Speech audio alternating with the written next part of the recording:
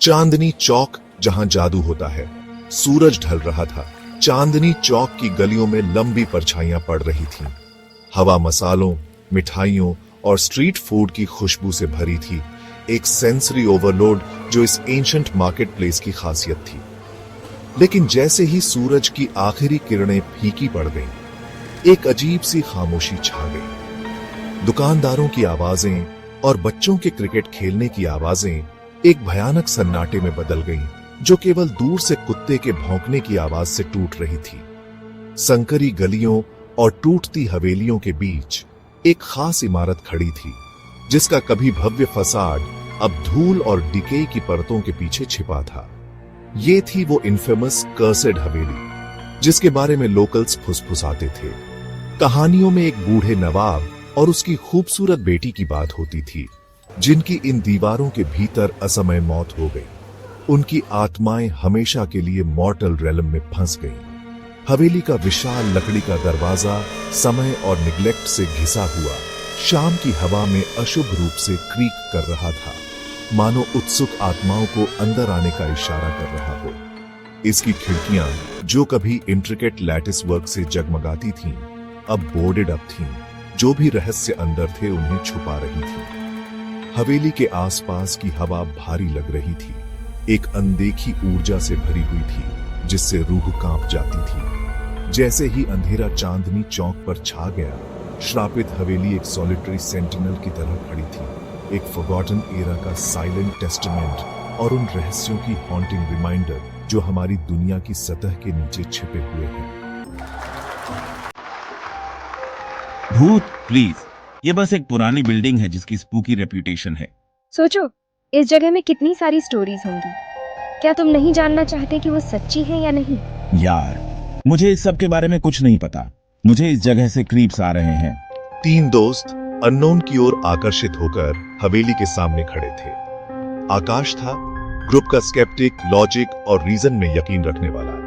वो local tales का मजाक उड़ाता था, उन्हें सुपरस्टिशन कहकर डिसमिस करता था। फिर थी रिया, एडवेंचरस वाली, हमेशा चैलेंज के लिए तैयार।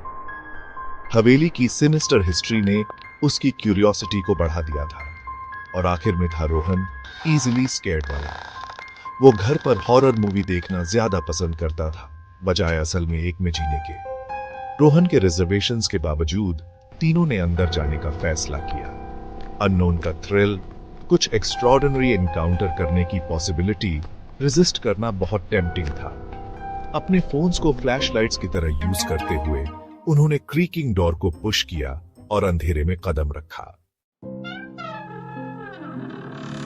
ये जगह बहुत बड़ी है। सोचो, यहाँ पहले के जमाने में रहते थे लोग। हाँ, सोचो यहाँ ट्रैप्ड हो जाओ। अंदर की हवा धूल और डीके की गंध से भारी थी। इंस्टेंटली उन्हें बायगॉन एरा में ले गई। हर कोने से कॉबवेब्स लटके हुए थे और जमीन डिब्री से भरी थी। जैसे जैसे वो आगे बढ़े, उनके फुटस्टेप्स खाली हॉल्स में गूंजते थे, साइलेंस को एम्पलीफाई करते हुए। कभी कभी ग्रैंड इंटीरियर अब निग्लेक्ट की तस्वीर था। दीवारों पर इंट्रिकेट कार्विंग्स चिप्ड और फेडेड थे और महंगे कारपेट्स के अवशेष टैटर्स में पड़े थे। रीगल अटायर में स्टर्न लुकिंग आदमियों और औरतों के डस्ट कवर्ड पोर्ट्रेट्स उन्हें घूर रहे थे। उनकी आंखें मानो उनकी हर मूव को फॉलो कर रही हो। अपने फियर के बावजूद रोहन हवेली के फॉर्मर ग्लोरी पर ऑ फील किए बिना नहीं रह सका। उसने इंट्रिकेटली कार्व्ड वुडन पैनल पर अपना हाथ फेरा, सदियों पहले इसे बनाने वाले स्किल्ड क्राफ्ट्समैन की कल्पना करते हुए। उन्होंने अपनी एक्सप्लोरेशन जारी रखी, एक कमरे से दूसरे कमरे में जाते हुए। हर एक मानो समय में फ्रोजन था। हवेली एक टाइम कैप्सूल की तरह थी, लॉन्ग गॉन वर्ल्ड की एक झलक दिखा रही थी। क्या तुम लोगों ने ये सुना? ये बस हवा है, रोहन। वो क्या है? जैसे जैसे वो हवेली में और अंदर गए, एटमॉस्फेयर नोटिसेबली कोल्डर हो गया। हवा में एक अनदेखी एनर्जी क्रैकल कर रही थी और उनके आर्म्स के बाल खड़े हो गए। आकाश, स्केप्टिक, ने सडन ड्रॉप इन टेम्परेचर को रैशनलाइज करने की कोशिश की, इसे लैक ऑफ वेंटिलेशन का दोष दिया, लेकिन वो भी इस फीलिंग को शेक ऑफ नहीं कर सका कि कुछ अमिस था। एक फेंट साउंड साई की तरह परछाइयों से आ रही थी। वो फ्रीज हो गए, ध्यान से सुनते रहे, लेकिन साउंड रिपीट नहीं हुई। उन्होंने अपनी एक्सप्लोरेशन जारी रखी। अब उनकी पेस नोटिसेबली स्लोअर हो गई थी। उनके सेंसेस हाई अलर्ट पर थे। सन्नाटा केवल उनकी अपनी सांसों की आवाज और उनके पैरों के नीचे फ्लोरबोर्ड्स के क्रीकिंग से टूट रहा था। जैसे ही उन्होंने एक कॉर्नर घुमाया, उन्होंने दूर एक फेंट लाइट फ्लिकर करते हुए देखी। क्यूरियोसिटी और थोड़े से फियर से रिया की आंखें चौड़ी हो गईं। वो कॉशियसली फ्लिकरिंग लाइट की तरफ बढ़े। उनके दिल तेज धड़क रहे थे। जैसे जैसे वो करीब आए, उन्होंने रियलाइज किया कि ये हॉलवे के एंड में एक छोटे से रूम से आ रही थी। दरवाजा थोड़ा अजार था और वो अंदर से सॉफ्ट सॉबिंग की आवाज सुन सकते थे। हेलो, कोई है क्या? प्रिया ने आवाज दी। उसकी आवाज थोड़ी ट्रेम्बल कर रही थी। सॉबिंग अचानक बंद हो गई। आकाश उसका स्केप्टिसिज्म मोमेंटरीली भुलाकर धीरे धीरे दरवाजा पुश करके खोला। कमरा एक सिंगल ऑयल लैंप से डिमली लिट था, दीवारों पर लंबी परछाइयां डाल रहा था। कमरे के बीच में एक यंग वुमन बैठी थी। उसकी पीठ उनकी तरफ थी। उसने फ्लोइंग व्हाइट गारमेंट्स पहने थे। उसके लंबे काले बाल उसकी पीठ पर कैस्केड कर रहे थे। एक्सक्यूज मी, आकाश ने शुरू किया। उसकी आवाज हेजिटेंट थी। हम इंट्रूड नहीं करना चाहते थे, लेकिन हमने एक नॉइज सुनी और उसके शब्द अधूरे रह गए जैसे ही वुमन धीरे से टर्न होकर उनका सामना किया। उसका चेहरा डेथली पेल था। उसकी आंखें हॉलो और अनस्पीकेबल सैडनेस से भरी थीं। उसके गाल से एक आंसू बह निकला और फिर उसने अपना मुंह खोला और एक ब्लड कर्डलिंग स्क्रीम निकाली जो खाली हवेली में गूंज उठी। दोस्तों में दहशत फैल गई। रोहन चिल्लाया। उसके वर्स्ट फियर्स कंफर्म हो गए। रिया वहीं जम गई। उसकी आंखें टेरर से चौड़ी हो गईं। आकाश, उसका स्केप्टिसिज्म टूट गया, पीछे हट गया। उसका दिमाग जो वो देख रहा था उसे कॉम्प्रिहेंड करने के लिए स्ट्रगल कर रहा था। भूतिया आकृति जमीन से उठी। उसके सफेद कपड़े मिस्ट की तरह उसके चारों ओर बह रहे थे। उसकी आंखें एक ईरी लाइट से चमक रही थीं, उन पर टिकी हुई थीं, और एक ठंडी एथीरियल आवाज ने कमरे को भर दिया। ये मेरा घर है, उसने हिस्ट किया। उसकी आवाज सदियों के गुस्से और दुख से भरी हुई थी। तुम मेरे इटर्नल रेस्टिंग प्लेस में घुसने की हिम्मत करते हो? हम कोई डिसरिस्पेक्ट नहीं करना चाहते थे, उसने स्टैमर्ड किया। हम बस क्यूरियस थे। भूत उनकी तरफ ग्लाइड हुआ। उसके पैर जमीन को टच नहीं कर रहे थे। क्यूरियोसिटी किल्ड द कैट, उसने विस्पर्ड किया। उसकी आवाज अब मुश्किल से सुनाई दे रही थी, जिससे उनकी रूह कांप गई। रोहन अब टेरर को बेयर न कर पाने के कारण टर्न हुआ और कमरे से भाग गया। भूत ने अपना ध्यान उसकी ओर किया। उसके पीले होंठों पर एक मैलेवलेंट स्माइल फैल गई। कोई भी मेरे रात से नहीं बचता, उसने हिस्ट किया, और एक ऐसी स्पीड से जो लॉजिक को डिफाई करती थी, वो थिन एयर में गायब हो गई। रोहन रुको, रिया चिल्लाई, लेकिन वो जा चुका था। उसके पैनिक्ड फुटस्टेप्स हॉलवे में गूंज रहे थे। फियर ने उन्हें विंग्स दे दिए। आकाश और रिया उसके पीछे भागे। उनके दिल तेज धड़क रहे थे। वो भूत की चिलिंग लाफ्टर को अपने पीछे गूंजते हुए सुन सकते थे, जो उन्हें आगे बढ़ने के लिए अर्ज कर रही थी। वो लैब्रिंथाइन हॉलवे से भागे। उनका फियर उन्हें गाइड कर रहा था। हवेली उनके चारों ओर ट्विस्ट एंड टर्न कर रही थी, मानो उन्हें अपनी कर्स्ड वॉल्स में ट्रैप करने की कोशिश कर रही हो।